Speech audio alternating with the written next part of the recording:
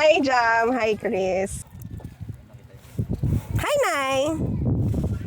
Hi, Ella. Hi, Ate Les. Yan.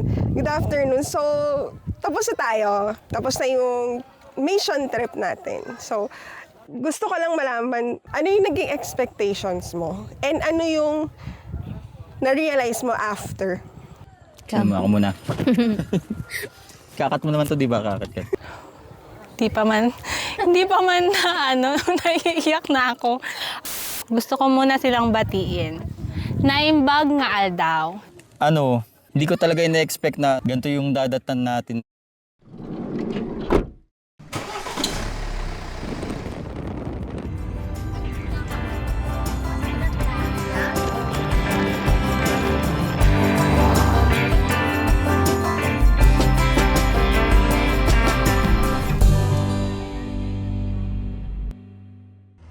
Hindi ko ina-expect na yung lakbayin natin, sobrang tarik. Lalo yung dinaanan natin nung papunta tayo dito, sobrang grabe.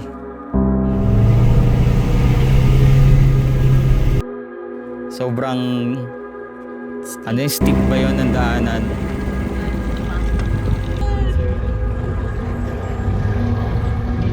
Yung parang ang liit ng daan para sa atin.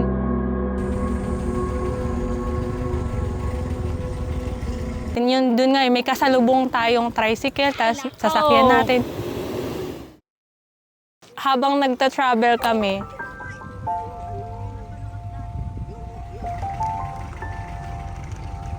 praying talaga na makarating dito.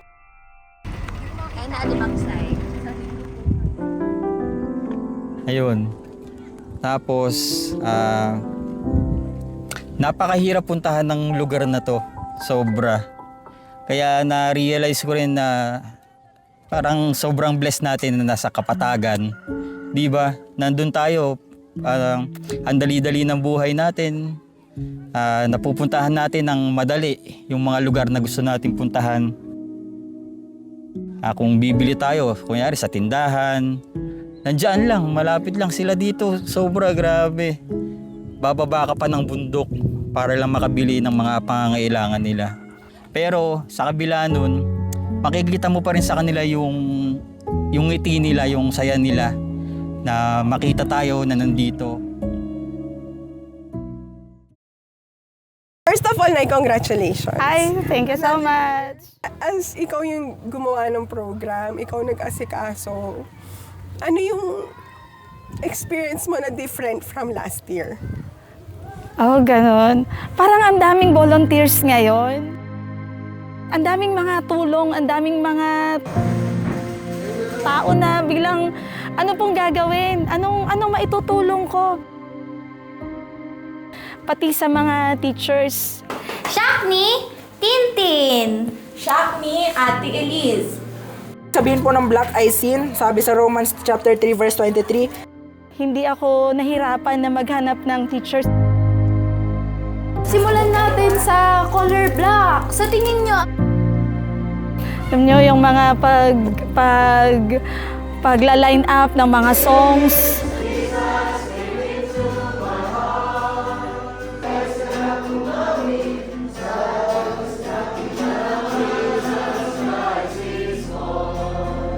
Na yung mga expertise nila, nagamit nila, na-showcase lahat.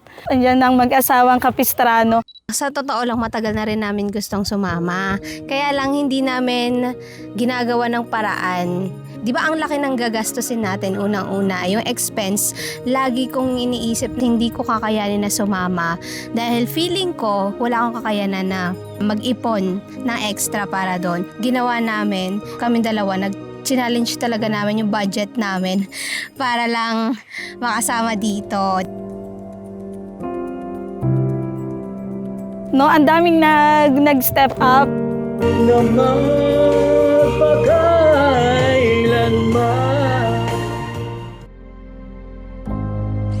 Dahil first time ko ngayon Ate Les, I'm praying na, Lord, ano ba yung ginagawa sa mission? Dito po yung gawain ng Panginoon, ang paghayo, at ito po yung ating ginagawa.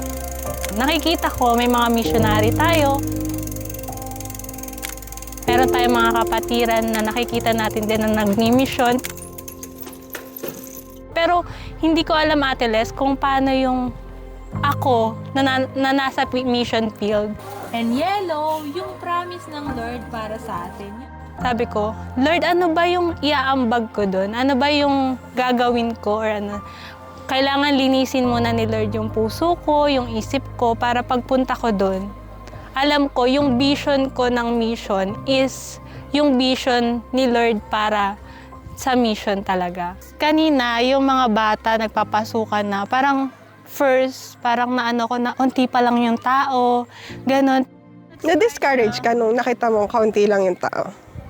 Hindi naman, Ate Les, na-discourage. Parang naano lang ako na, ay, unti lang yung masishare namin, yung bata. Pero habang nag-i-start na, I'm praying na, Lord, magdagdag ka pa ng mga tao dito.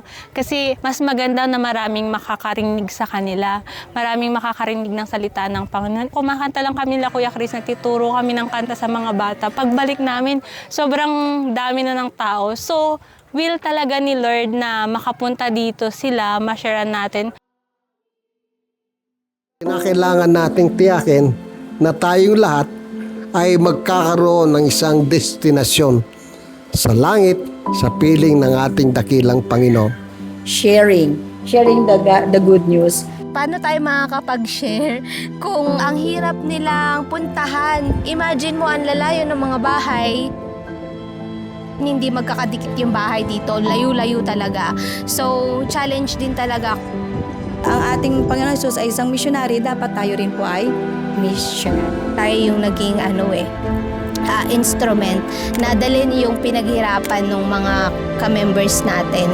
Dalhin yung mga sacrifices din nila. I'm sure na hindi lang naman yung mga sumama yung nag-sacrifice ng budget nila, ng financial nila, lahat ng mga nasa church natin. Ito'y tinatawag pong sacrificial giving, which is love, na nanggagaling po sa ating Panginoong Jesus.